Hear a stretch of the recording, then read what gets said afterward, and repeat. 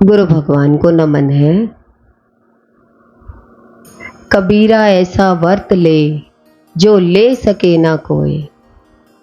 कबीरदास जी कैसा कहते हैं कि ऐसा वर्त लेना चाहिए जीवन में जो हमारे जीवन में भी काम आए और दूसरों को भी अच्छी शिक्षा मिले।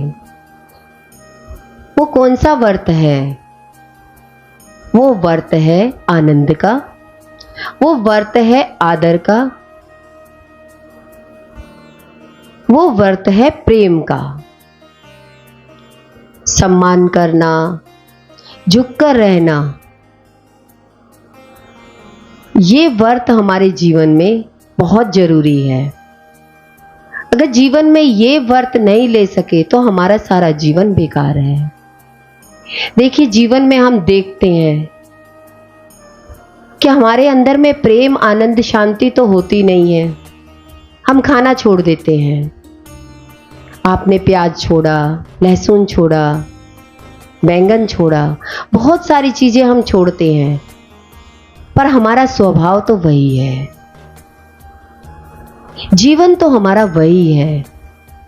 जीवन में तो वही दुख भरा है। कारण क्या है? जो वर्त लेने चाहिए थे वो वर्त हमने जीवन में नहीं लिए। ये हमें सत्संग में आने के बाद ही ज्ञान से पता लगा। विचार किया, जब गुरु का ज्ञान सुना तो लगा कि जीवन में आदर की, सम्मान की कमी है। प्रकृति में हम जो भी देते हैं वही हमें लौट के मिलता है। कई बार हम हिल स्टेशन जाते हैं, उन पहाड़ों पर खड़े होकर के हम आवाज लगाते हैं। जो भी हम आवाज से शब्द बोलते हैं वही शब्द लौट कर आते हैं। उसी समय हमें सुनाई देता है कि हमने क्या बोला, उस गूंज से। ऐसे ही गुरु हमें कहते हैं, सत्संग में आने के बाद हमारे अंदर में प्रेम, आनंद, झुकना, ये स्वाभाविक ही आ जाता है। इसके लिए हमें प्रयास नहीं करना पड़ता। छोड़ने के लिए तो प्रयास करना पड़ता है। दिखाई देती है चीज, खाने को भी दिल करता है, पर जबरदस्ती मन को मारना पड़ता है। पर सच तो वही है कि प्रकृति में हमें मन से सम्मान चाहिए, सुख चाहिए। हमेशा व्यक्ति अच्छाई करता चला जाता है, बचपन से ही अच्छाई करता है, पक्ष में भी खड़ा होता है, पर उसकी अच्छाई कितने दिन याद रखते हैं लोग? तुरंत भूल जाते हैं। आप कितना बड़ा गिफ्ट दे दो, थोड़ी सी देर में व्यक्ति भूल जाएगा। आप कितना भी सम्मान दे दो, व्यक्ति भूल जाएगा। आज माँ बाप अपने बच्चों को सारी प्रॉपर्टी, सारा पैसा दे देते हैं। कितनी देर में बच्चे भूल जाते हैं, याद ही नहीं है। एक ही लाइन में जवाब मिलता है कि आपने किया ही क्या है। इसका मतलब किया हुआ कितनी देर में भूल गया। जब माँ बाप का दिया हुआ वही भूल सकता है, तो जीवन में आप दूसरों को कितना दोगे कि वो व्यक्ति आपको कितनी देर में भूल जाएगा। सेकंड लगेगा भूलने में। पर हम भी किस में लगे पड़े हैं? जीवन में खाली एक नाटक करने में। रियल जिंदगी क्या है? देखिए, एक बार कोई व्यक्ति अपमान कर दे, तिरस्कार कर दे, बुरी तरीके से कर दे, तो जिंदगी में आप उसकी बात भूल नहीं पाएंगे। इसका मतलब आपको कौन सी चीज याद रहती है? कौन सी बात आपको याद रहती है? तिरस्कार की, अपमान की। दुर्योधन द्रौपदी की उपेक्षा नहीं कर पाए। वो बात गूंजती रही, बदला लेने की भावना। ऐसे ही हमारे जीवन में होता है। हम तिरस्कार किसी ने कर दिया तो जिंदगी भर वो बात हम भूल नहीं पाएंगे। और सम्मान किया आपका, कितना आपको सम्मान दिया, क्या क्या किया आपके लिए जीवन में, आपको कितना याद है? वो आपको याद ही नहीं होगा। इसीलिए भगवान हमें यही कहते हैं, नेकी कर कुएं में डाल, और जो तिरस्कार करता है उसको तुरंत भूल जा। पर यह स्वाभाविक भूख है इंसान की कि तिरस्कार नहीं भूलता, अपमान नहीं भूलता। एक अपमान के पीछे सारी जिंदगी खराब कर देगा, पर उस बात को नहीं भूलेगा।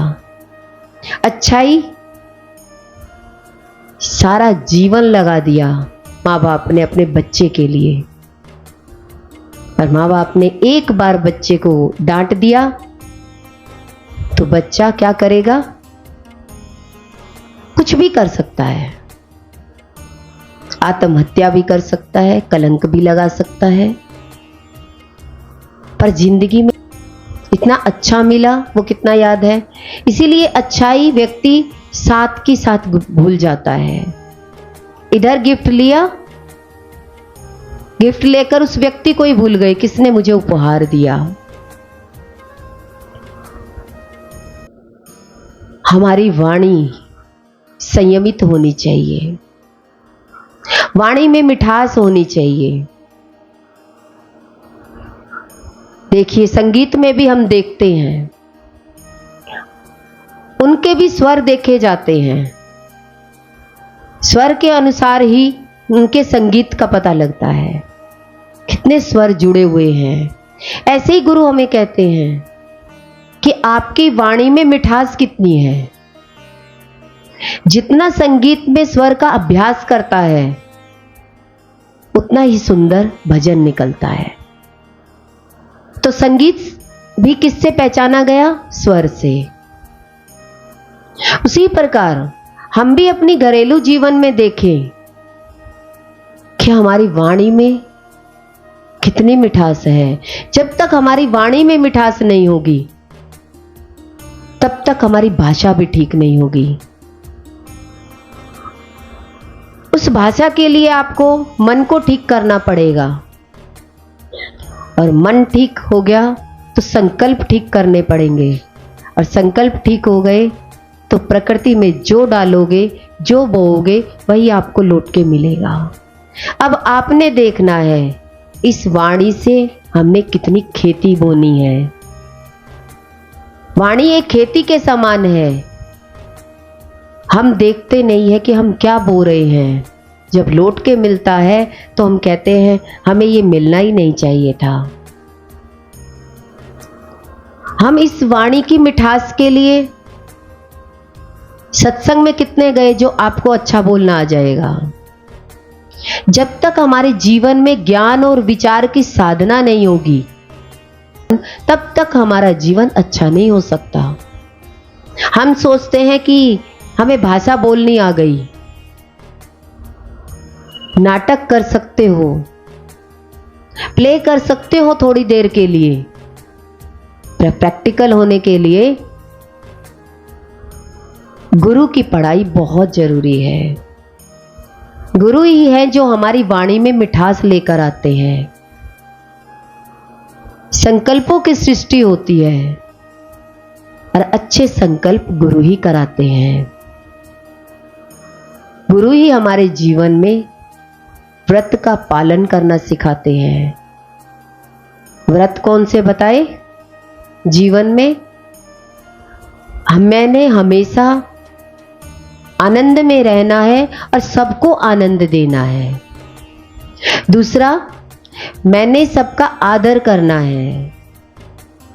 तीसरा, सबका सम्मान करना है।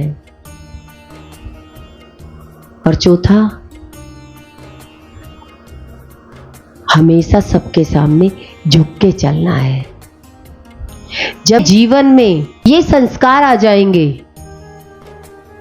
तो प्रकृति हमें सब कुछ देगी। प्रकृति का स्वभाव है, जैसा दोगे वैसा आपको लौट के मिलेगा। जब व्यक्ति को समझ आ जाती है कि जैसा मैं दूंगा वैसा ही मुझे लौट के मिलेगा, तो कितना सुधर जाएगा वो व्यक्ति। अपनी तरफ ध्यान कर लेगा तो बहुत जल्दी सुधर जाएगा। इसीलिए विचार करें कि मुझे व्रत कौन सा लेना चाहिए। गुरु भगवान के अनंत अनंत शुक्राने हैं।